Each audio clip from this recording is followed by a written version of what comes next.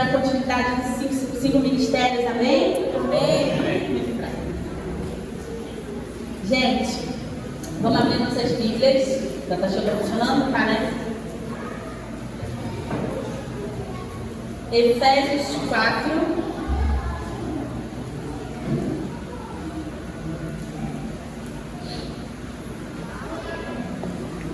Lembrando que tem algum visitante aqui nessa noite? Não? Todo mundo de casa? Oi. Deixa eu perceber, você já veio várias vezes, não é mais visitante? Você é de casa. Só falta fazer a carteirinha.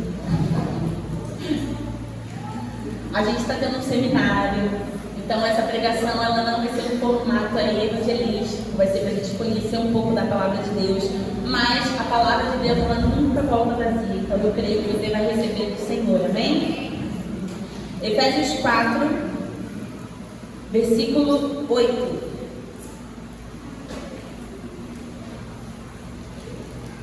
A gente teve aí na sexta-feira, né, a primeira aula que foi da diaconisa, não, missionária da Renata. E a gente deu já a introdução aí, e hoje a gente vai falar mais um pouco detalhadamente acerca dos 5 ministérios, antes de entrarmos a fundo em cada um deles. A palavra do Senhor em Efésios 4, versículo 8 diz: por isso diz, subindo alto, ele levou cativo o cativeiro e deu dons aos homens. Bom, é isso. Acabou. Gente, eu como professora sou pouco, quem vem para a escola visita dominical já está acostumado. Pregando eu não sou tanto. A palavra do Senhor aqui está falando para nós acerca desse momento aí, onde Paulo ele tem essa revelação, né? E entende como é necessário que a Igreja de Cristo ela receba dons ministeriais. E na sexta, Tainá introduziu aí expositivamente cada um desses versículos, mas hoje a gente vai falar um pouco sobre cada vocação e vai falar um pouco sobre governo. A palavra aqui para dons, deu dons aos homens, no original do hebraico, a gente gosta muito de falar, ela significa governo. Então Deus deu, junto desse dom ministerial, o governo da igreja para esses 5 ministérios.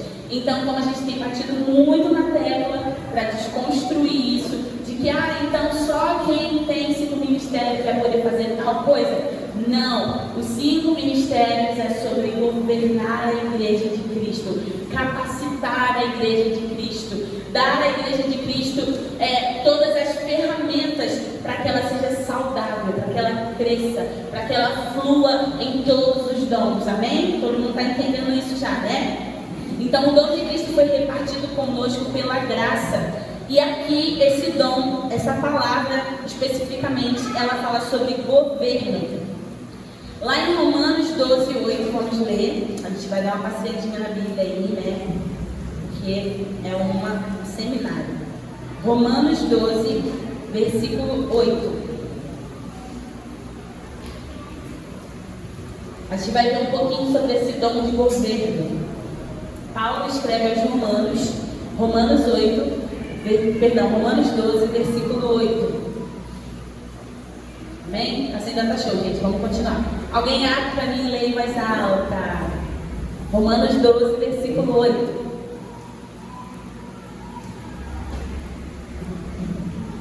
Amém? Alguém? Se é de animar os outros, então anime. Se Deus lhe deu o dom de contribuir, ajude os outros com generosidade. Se Deus lhe deu capacidade administrativa de liderança, então exerça esse cargo com sinceridade. Aqueles que lideram o consolo aos entristecidos devem fazê-lo com alegria. Amém. Então aqui Paulo aos Romanos está falando acerca de dons. E aí não são somente os dons do Espírito que a gente conhece, mas ele está falando sobre o dom de exortar. Você sabia que tem pessoas que têm o dom para exortar? E por muito tempo a gente achou que exortação era cajado. Não, exortar é apontar um caminho, exortar é dar um destino. E tem gente que tem esse dom, que quando a Cauana tem esse dom, que quando uma vez eu não era frequente na escola dominical, há muitos anos atrás, ela chegou para mim e ela falou: Jéssica, como líder dos jovens, né? Então, eu sei que você tem vida com Deus, eu sei que família, mas o seu exemplo pode prejudicar as pessoas. E eu preciso que você venha na EBD para que você motive os jovens, porque você é um exemplo. E eu preciso contar com você. E aí eu já fiquei nervosa por dentro, né mesmo? E eu falei, tá bom, calma. E aí a abençoada fez o quê? Professora de escola bíblica, porque eu não faltei mais nenhuma escola bíblica. Me apaixonei pela palavra de Deus mais ainda. E aí a gente está vivendo o que a gente vive hoje. E isso é um dom. Exortar é um dom. E tem pessoas que têm isso. E aqui principalmente Paulo ele está falando sobre quem tem o dom de repartir, que ele faça com liberalidade, e o dom de presidir. Você sabe o que é presidir? Não? Não. Presidir é governar. Então, existe um dom para governo. E esse dom aqui, essa palavra, é a mesma de que Efésios, que a gente acabou de ler. Quando Deus fez os céus, levou cativo o cativeiro e deu dons aos homens. Então, a palavra dom aqui para governo é a mesma que Efésios. E está falando sobre um dom que é de governo da igreja. E essas pessoas, elas foram capacitadas por Deus com estratégias, com sonhos, com direcionamento. Então não é qualquer governo, não é qualquer liderança, não é, então agora eu sou líder da igreja, líder dos homens, eu também sou do governo. Não, a gente está falando de um dom ministerial. O dom de governo é o dom de presidir, que é o dom do presbitério. A gente vai entendendo tudo isso aí bem aos pouquinhos. Outra referência bíblica sobre isso é em Romanos. Peraí. Não, já foi. Então é isso. Então, 5 ministérios existem para capacitar a igreja e nutri-la em pleno exercício dos dons e das operações. Os ministérios existem para promover ensino e não para resguardar a unção. E isso é muito importante. Na escola dominical a gente fala um pouco sobre isso. Que um profeta, ele não é o único que profetiza. E tem talvez muitas pessoas que achem e acreditem nisso. Então, pelo ofício profético, alguém tem um ministério profético, só ele vai profetizar? Não. O profeta é como se ele tivesse uma chave. E ele gira essa chave com Deus na vida secreta dele, no quarto dele, no dia a dia dele, no devocional dele, nos jejuns, na oração, na disciplina. E ele derrama sobre a igreja essa graça. E essa graça, como a Tainá falou, ela é repartida. E aí as pessoas começam a profetizar. E isso acontece com todos os dons. E aí a gente começa a andar com pastores abençoados, a gente começa a amar as pessoas. E aí a gente começa a andar com mestres e a gente começa a ter amor pela palavra. Isso acontece com todos os ministérios, amém? Estão entendendo? Uma coisa muito importante dentro desse seminário é que a gente precisa entender que hoje, atualmente, a igreja brasileira, ela colocou o pastor e o apóstolo num lugar que não pertence a eles, um lugar que é de Cristo, um lugar de máxima autoridade, até o apóstolo mais do que isso, amém? Quem aí já não viu igrejas onde o apóstolo é o cargo mais alto do lugar? Vocês nunca viram, gente, igreja onde o apóstolo é o cargo mais alto? Eu já vi muitas. E o que acontece? A Tainá disse aqui, né? Nessas igrejas, principalmente lá na construção do pentecostalismo, eles criaram uma doutrina de acreditar que é de obreiro, vai para diácono, de diácono, vai para presbítero, de presbítero, vai para evangelista, de evangelista, vai para pastor. Só que não é assim que funciona. Deus nunca colocou uma ordem de importância. Deus nunca colocou, isso nunca existiu na Bíblia. E eu cresci na Assembleia e eu ficava assim, por que meu pai era? Aí daqui a pouco meu pai era diácono. Por que meu pai é diácono? Se ele é igual ao meu irmão.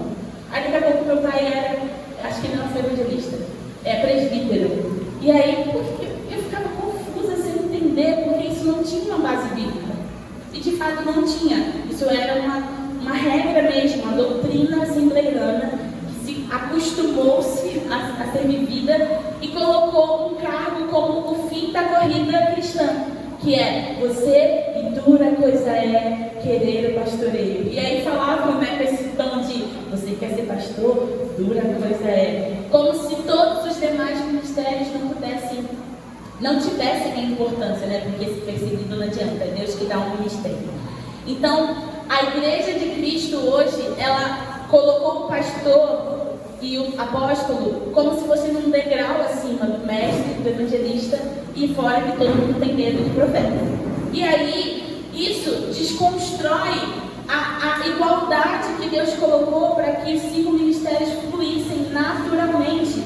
Isso impossibilita as pessoas de enxergar a plena funcionalidade do ministério da igreja para o serviço da igreja. E até colocam esses homens como intocáveis, não é? Muitas das vezes a gente vê, sério, há alguns anos atrás eu nem saberia como me portar diante de um apóstolo. Pastor eu tenho em casa, né? É meu pai. Então é mais fácil para mim, princípio 2, mais fácil para mim. Mas um apóstolo eu ficava tipo, uau, o cara é um apóstolo, é como se fosse o Papa. Mas isso não existe. Cristo coloca pastor, mestre, evangelista, profeta e apóstolo lado a lado. A autoridade de um é a mesma que do outro, é nivelado, amém? Então, a partir de hoje, como igreja, Fé para Todos, a gente vai receber essa palavra, para viver essa palavra. Deus irá, eu creio, levantar, e não isso sobre uma unção na cabeça, não sobre um reconhecimento público. Naturalmente, eu creio que Deus levantará aqui ministérios. E isso vai acontecer para que a Igreja de Cristo receba todo o nutriente, todo o dom, toda a palavra que Deus tem para nós crescermos como igreja, amém? Então, essa hierarquia, ela não existe. A Igreja de Cristo, ela nasceu pastoral, a Igreja de Cristo, ela nasceu apostólica e profética. Vamos ler a palavra do Senhor em Atos.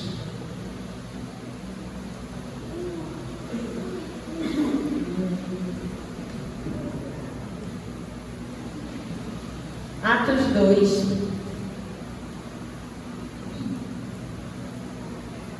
A gente vai ler aí, versículo de 1 a 5.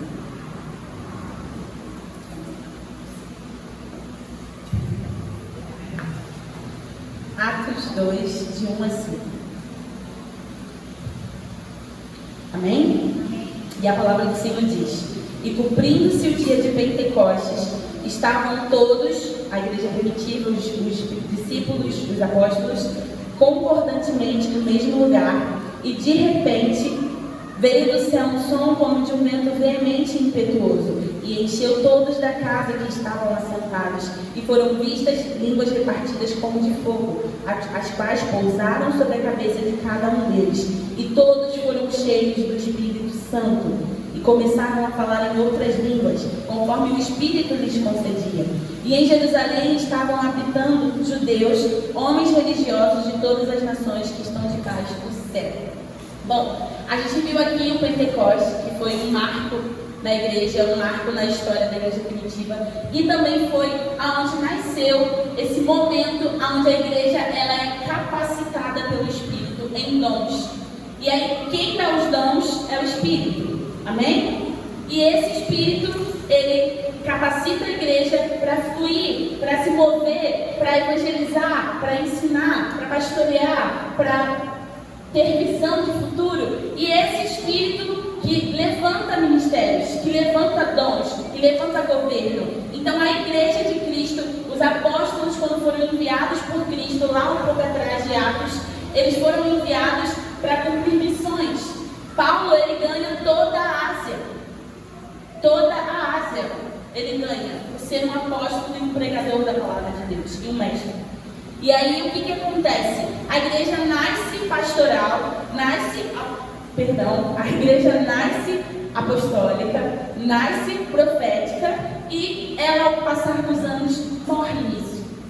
Ela se quebra nisso, ela não tem continuidade nisso. E aí os homens levantam pastores, porque como pastor é a linha final, e eu vou exemplificar isso para você muito bem, é muito mais fácil eu entender que o pastor é a figura mais importante. Só que quando eu coloco na vida da minha pastora toda a responsabilidade de ensinar, de captar pessoas evangelizando, de ter visão de futuro e de profetizar, eu estou sobrecarregando um homem. E uma igreja de um homem só ela é uma igreja que é parada, travada, ela é uma igreja que é inerte, ela é uma igreja que não tem sonho, ela é uma igreja que não cumpre o seu ofício plenamente, amém? Então eu vou exemplificar isso para você com uma situação de um livro muito legal, que eu quero que você visualize muito bem agora essa história que eu vou te contar. Saiu um ônibus com 5 pessoas capacitadas pelos 5 ministérios. E dentro desse ônibus estava um pastor, um profeta, um apóstolo, um mestre e um evangelista. E no meio do caminho aconteceu um acidente terrível, tá? Todo mundo sobreviveu. Mas o acidente terrível foi com outra pessoa. Quando o ônibus para, muito rápido, o pastor sai correndo. Ah, meu Deus! E ele vai lá e pega a pessoa e socorre. E começa a prestar cuidado. E começa a dar socorro. E começa a perguntar se está tudo bem. E ele não olha, ele não prestou atenção na vida dele. Ele não prestou atenção nos carros. Ele não prestou atenção em nada. O coração dele queimou pelo socorro daquela pessoa. E vocês conseguem ver um pastor assim? Amém? Vocês conseguem enxergar que um pastor é essa pessoa? Eu consigo. Um pastor é exatamente isso. Sai correndo. Você liga 3 da manhã e ele sai correndo. Sabe, não importa. Ele vai. Ele não se preocupa com a família. Ele não se preocupa com o bem-estar dele mesmo. Ele vai. E aí, depois em seguida dele, desce o apóstolo. E aí o apóstolo, ele é um cara sensato. Ele olha e ele começa a ver, peraí, deixa eu ver se sinalizaram aqui, se tá tudo sinalizado. Cadê? João Cleber, já pode fazer isso, mas não é apóstolo não. Deixa eu ver se tá todas as regras de segurança. Deixa eu ver se botaram aqui um cone para identificar, porque a gente não pode ter outro acidente.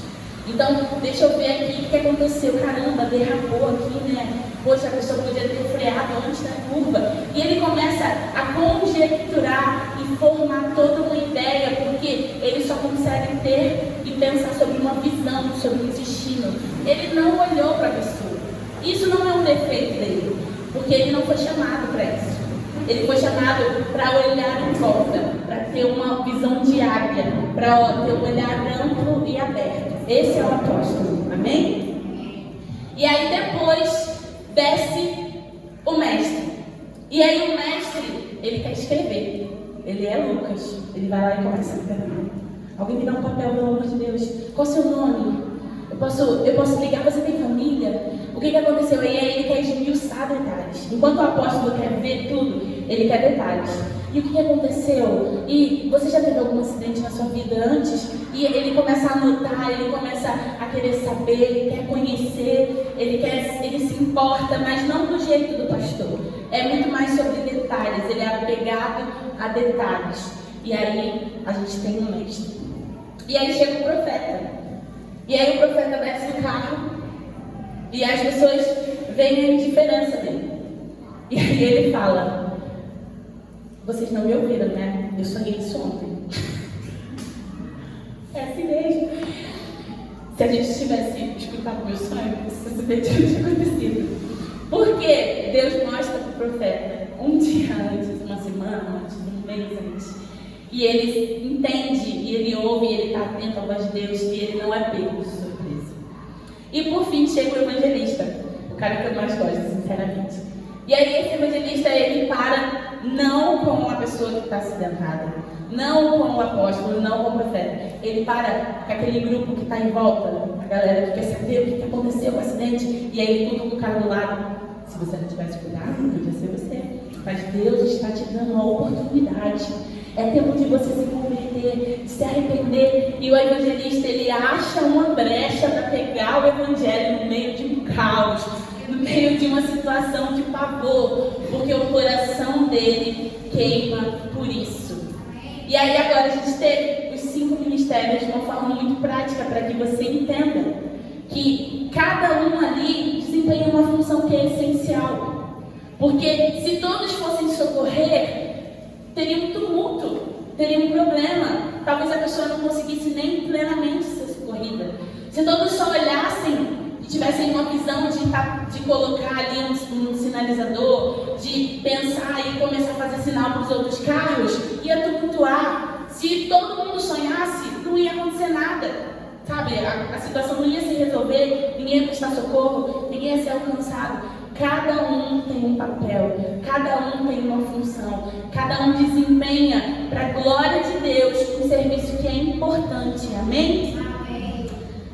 E aí agora a gente vai falar um pouco sobre eles, para que vocês saibam quais são as características agora de cada ministério. Efésios 4, versículo 11. De novo, Efésios 4, a gente vai ficar bastante nesse texto.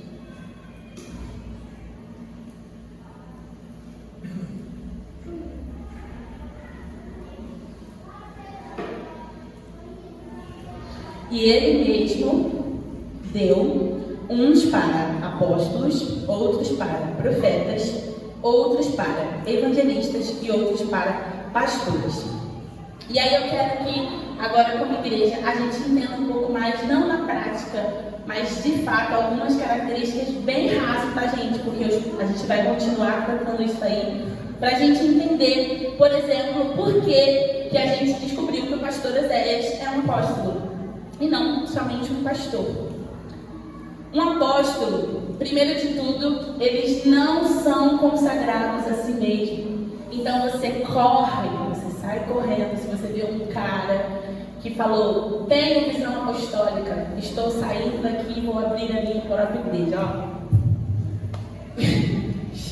Corre que nem um desesperado, porque apóstolos, eles não se reconhecem a si mesmos. Existe um encargo de Deus, existe uma hierarquia na terra, existe o respeito aos homens que a gente está sob submissão e eles precisam receber esse reconhecimento. Então, tanto na verdade o apóstolo quanto o profeta, eles precisam do reconhecimento da igreja e da liderança pastoral deles, do presbitério deles. Isso é necessário.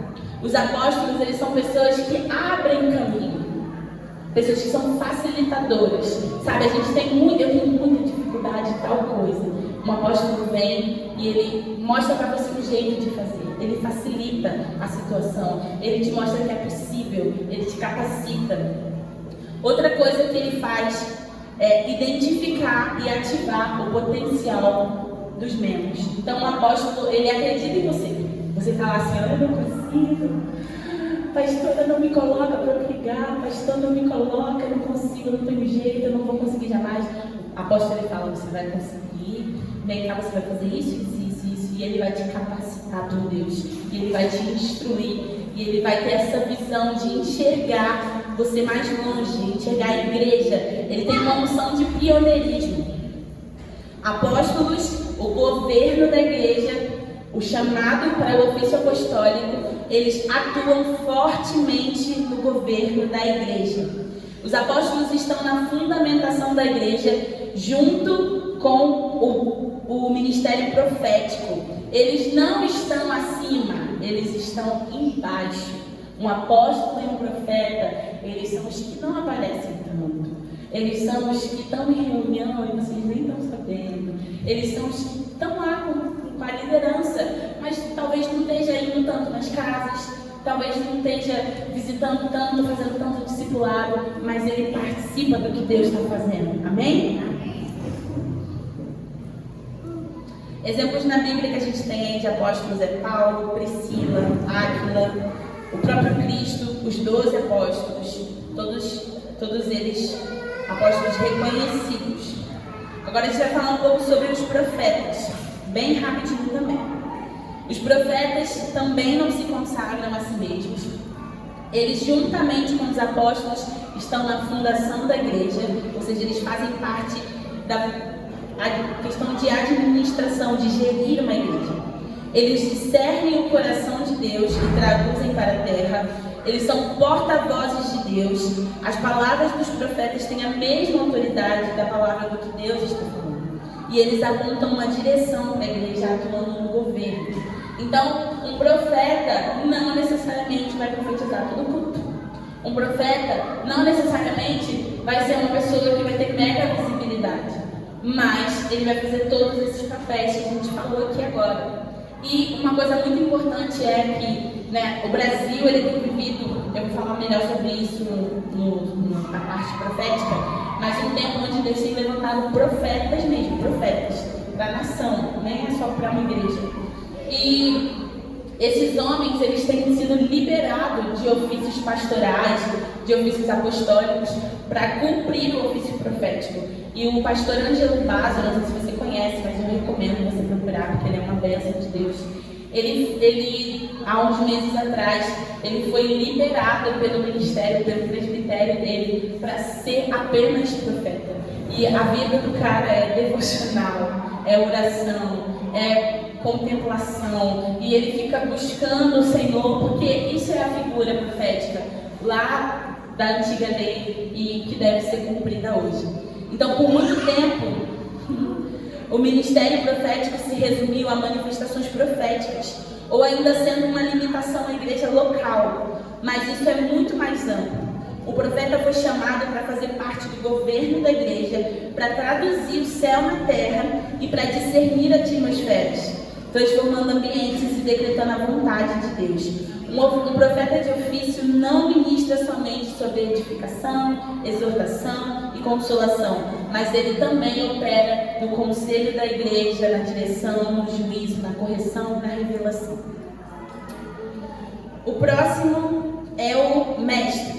Mestre, alguém que ama a palavra, alguém que tem zelo, que tem fome. E características muito fortes do mestre é que eles são ponderadores. Eles trazem equilíbrio.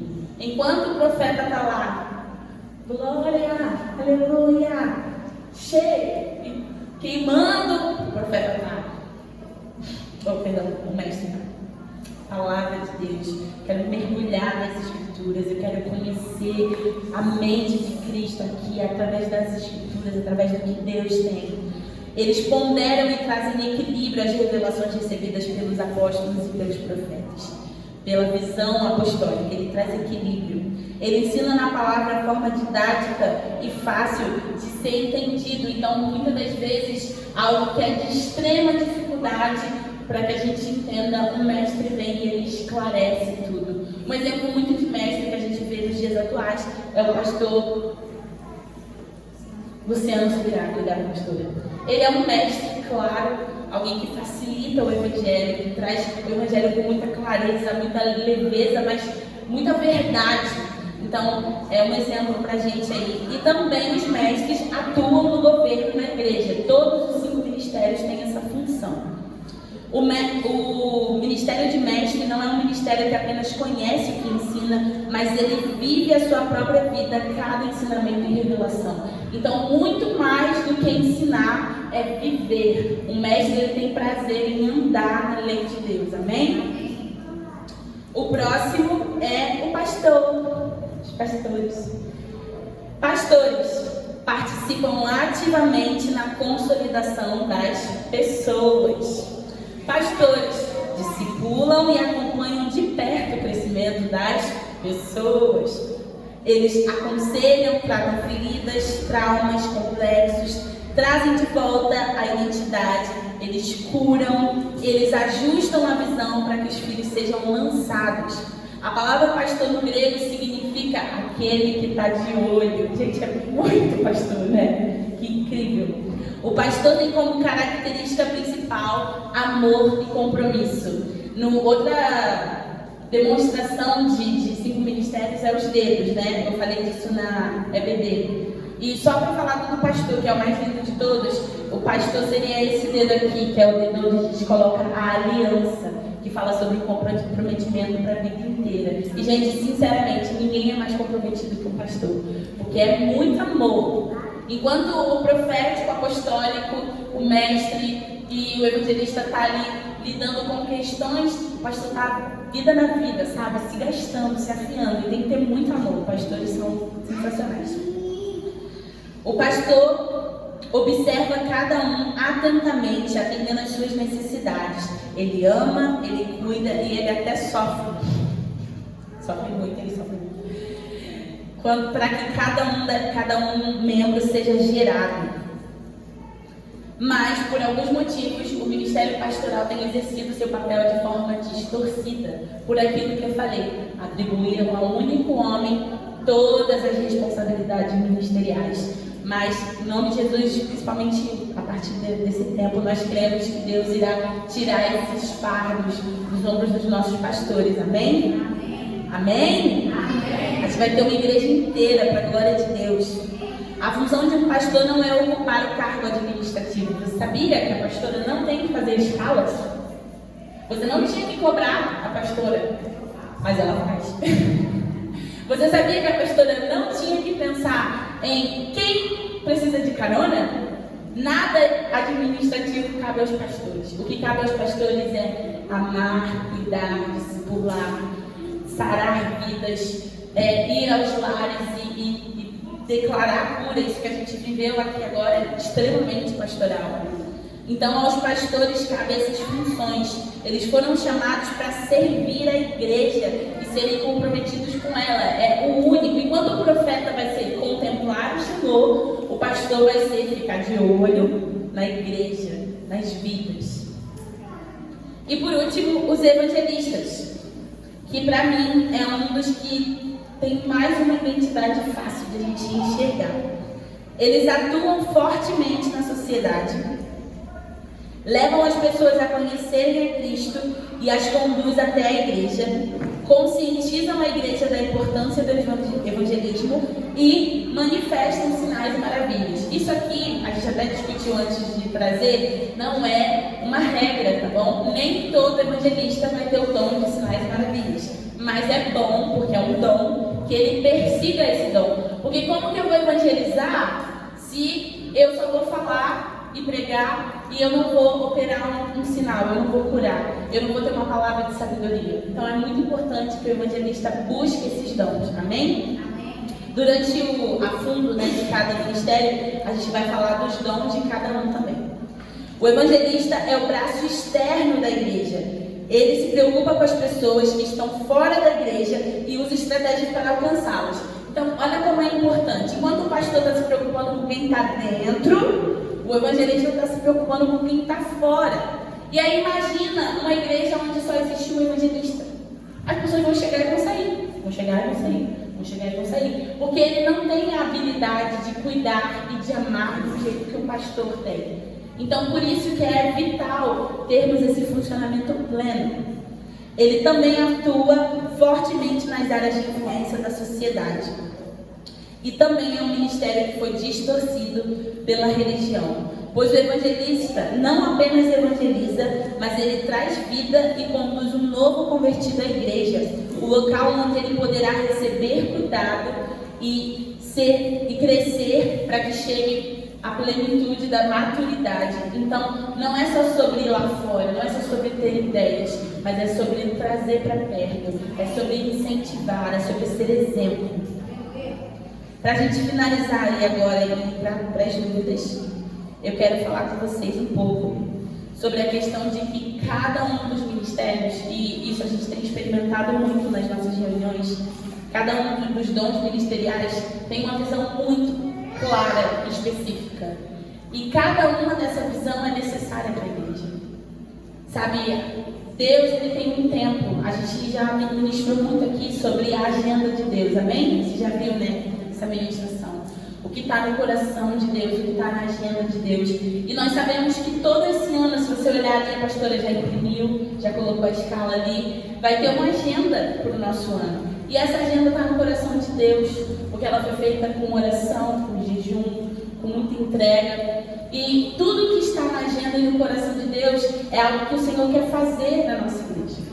E é muito importante que a gente entenda que cada visão, ela se complementa. Uma igreja que ela é pastoral, exclusivamente, ela nunca vai conseguir ter uma visão profética. Uma igreja que é exclusivamente apostólica, ela nunca vai conseguir ter uma visão pastoral. E assim vai.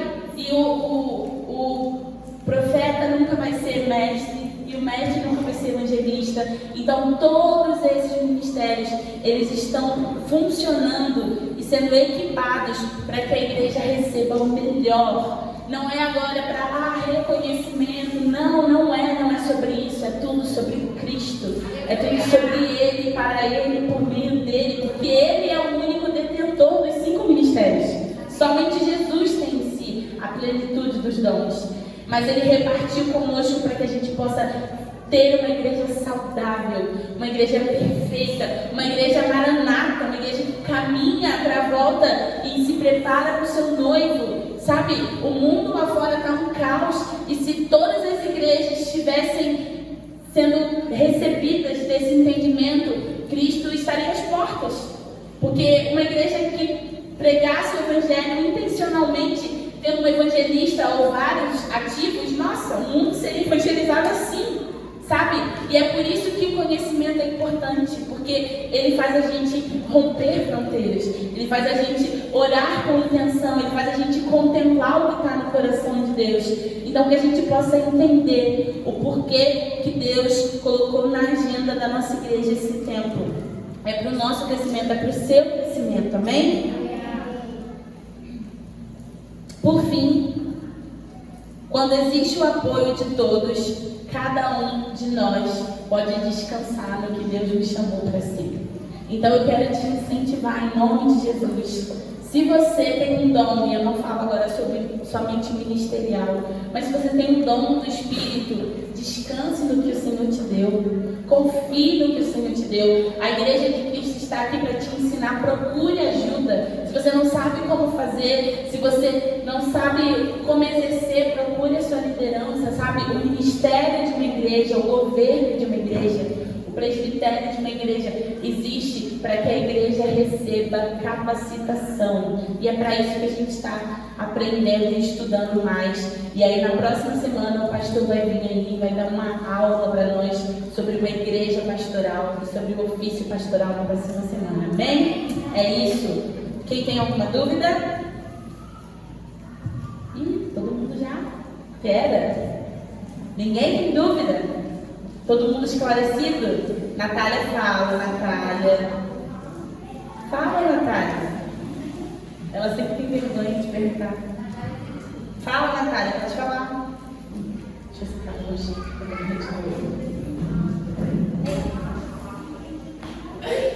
Entendi tudo. Ninguém tem dúvida isso? Amém? Glória a Deus, então. Tá com cara de ficar com dúvida. Amém. Amém? Então é isso, pastora.